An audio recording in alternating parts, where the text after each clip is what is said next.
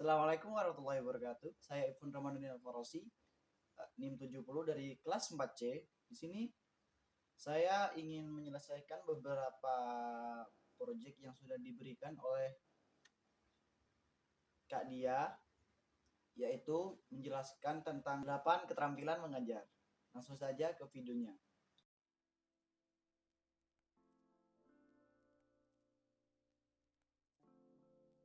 Yang pertama yaitu keterampilan bertanya. Tentunya kita sebagai seorang guru ketika kita selesai menjelaskan, kita harus memberikan pertanyaan kepada peserta didik kita yang bertujuan untuk memperkuat daya ingat mereka.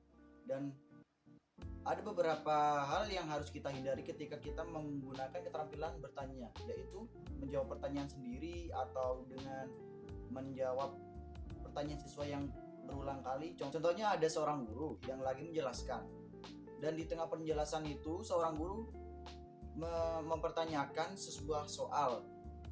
Contohnya misal seperti ini, Bu, kalau 1 tambah 1 itu berapa?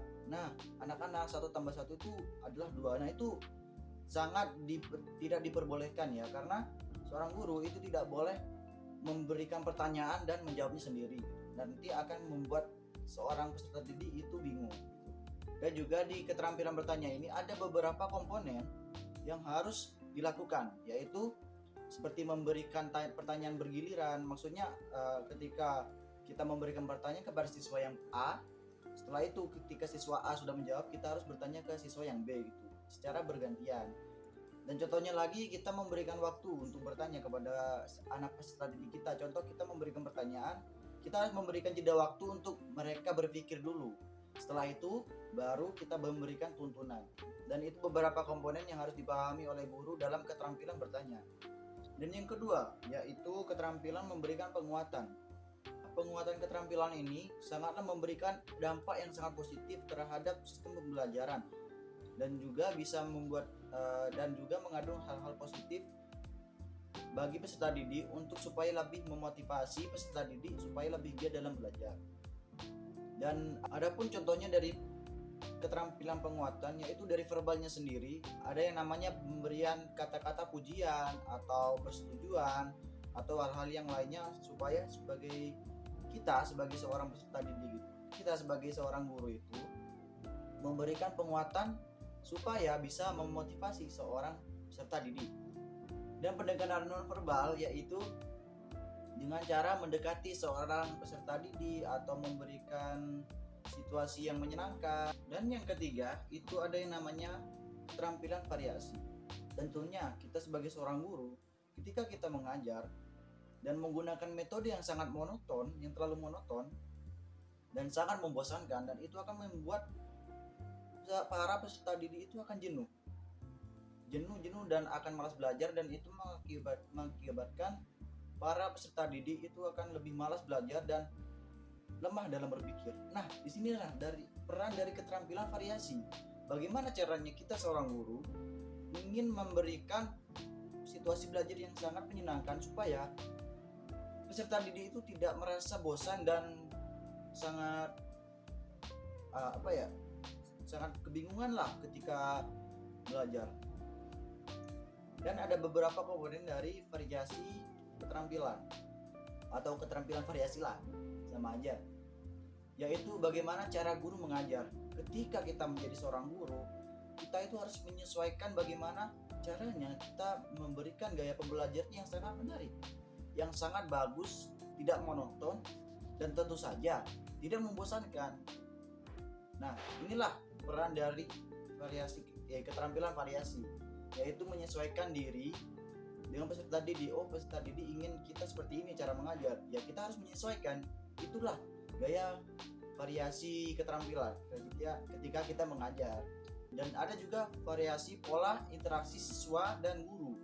Bagaimana caranya kita berinteraksi dengan siswa, bagaimana caranya siswa yang berinteraksi kepada kita gitu.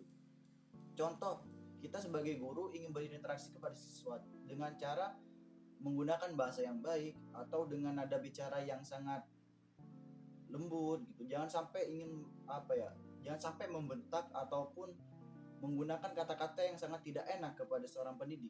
Dan selanjutnya yaitu variasi dalam menggunakan alat pembelajaran dan media pembelajaran.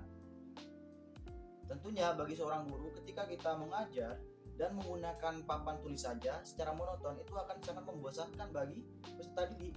Nah, inilah peran guru dalam menggunakan media pembelajaran. Yang awalnya kita hanya menggunakan papan tulis saja, kita rubah menjadi menggunakan PowerPoint. Dan yang selanjutnya itu ada yang namanya keterampilan menjelaskan. Nah, ini bagi seorang guru yang sangat diperhatikan, yaitu keterampilan ketika mengajar. Biasanya banyak guru yang ketika dia menjelaskan malah peserta didiknya kayak ada yang tidur, ada yang malas. Bagaimana caranya kita sebagai seorang guru menjelaskan mata pelajaran dengan cara yang baik, dengan cara yang mengasihkan, supaya apa? Supaya peserta didik itu tidak merasakan bosan ataupun dengan merasakan ngantuk. Apalagi sampai ketika kita mengajar, malah peserta didik kita ngobrol dengan temannya sendiri gitu. Seakan-akan kita itu tidak diperhatikan. Makanya dari itu kita sebagai seorang guru haruslah menjelaskan dengan baik dan menyesuaikan dengan peserta didik gitu loh. Jika peserta didik inginnya kita menyampaikan dengan cara ceria ataupun dengan senang-senang, yaitu kita harus gunakan metode seperti itu biar tidak mengandung rasa bosan, malas dan hal-hal yang lainnya kita tidak inginkan. Selanjutnya ada keterampilan membuka dan menutup pelajaran. Tentunya kita sebagai seorang guru haruslah sangat penting ketika kita membuka atau menutup sebuah pelajaran. Contoh, ketika kita awal masuk dari sekolah, bagaimana caranya kita itu membuka sebuah pelajaran dengan cara berdoa ataupun menuju ketua kelas untuk memimpin doa, atau dengan mengucapkan salam terlebih dahulu, atau dengan cara mengabsen terlebih dahulu. Nah, itu yang sangat penting. Dan untuk menutup pelajaran sendiri itu seperti dengan memberikan pertanyaan atau memberikan PR, dan juga menutup pelajaran dengan doa. Contoh, ketika kita sudah menyelesaikan pelajaran, selesai mengajar nih, kita tuh harus menutup pelajaran dengan doa, atau enggak kita menuju ketua kelas untuk memimpin doa supaya yang lainnya ikut doa semua. Selanjutnya yaitu keterampilan membimbing diskusi kelompok kecil. Di sini kita sebagai seorang guru, kita ingin memberikan tugas kelompok kepada setiap anak. Seumpamanya dalam kelas ini terdiri dari 5 kelompok yang ada per kelompoknya itu ada 6 anak.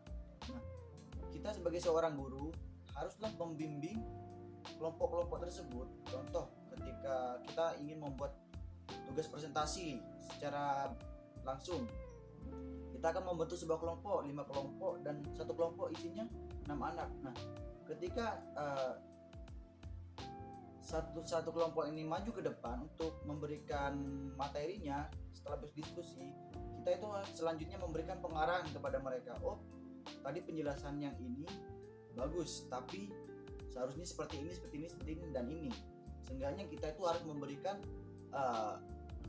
arahan yang baik gitu loh. Meskipun penjelasan mereka salah, kita itu gak boleh langsung penjelasan kalian salah gitu, jangan. Supaya biar mental mereka itu tidak langsung down. Alangkah lebih baiknya kita itu memberikan pengarahan yang lebih baik gitu.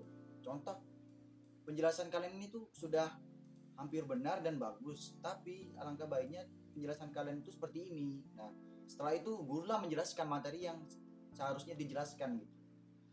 Dan selanjutnya adalah keterampilan mengelola kelas.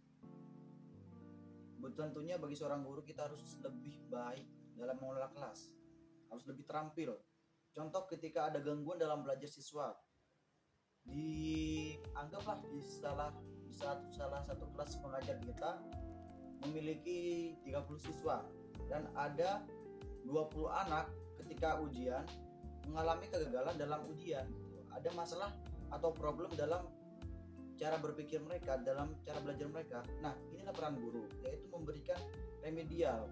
Bagaimana caranya kita seorang guru memberikan, istilahnya itu memperbaiki yang awalnya anak ini salah dalam mengerjakan tugas, dalam mengerjakan suatu soal ujian, akhirnya menjadi anak yang bisa mengerjakan tugas yang lebih baik daripada sebelumnya. Itu laporan dari keterampilan mengelola kelas.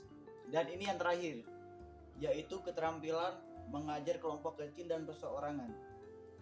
Tentunya bagaimana caranya kita itu mengajar dari kelompok kecil. Yang awalnya kita mengajar dari satu kelas 8 anak atau enggak itu satu anak untuk satu guru gitu. Dan ini bertujuan untuk memberikan pendekatan bagaimana caranya kita mengajar dari kelompok kecil ataupun mengajar dari satu anak gitu. Dan itu harus kita kuasai juga sebagai seorang guru gitu. Dan itu mungkin terakhir dia dari beberapa keterampilan mengajar dari seorang guru. Dan saya benar-benar Al Farosi. Assalamualaikum warahmatullahi wabarakatuh.